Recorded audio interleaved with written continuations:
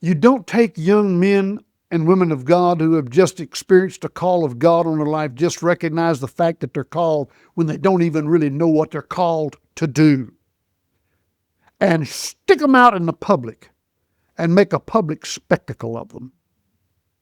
And you don't do that and then watch them minister and see them make mistakes in their ministry and then ignore that and just go off and think, well, they'll get over it one day.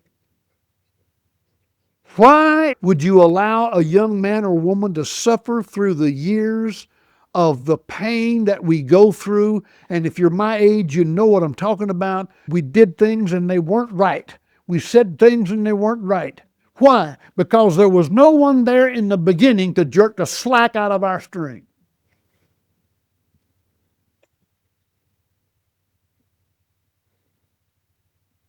If I can say something to a young minister and do it in love, that will prevent him from being embarrassed, that will prevent him in some way from misrepresenting what is the truth of God's Word.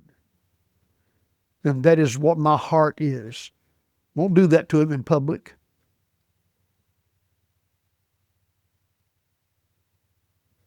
But you men and women of God there who've got some age on you, who've got some experience, we need to be watching these young men and women of God.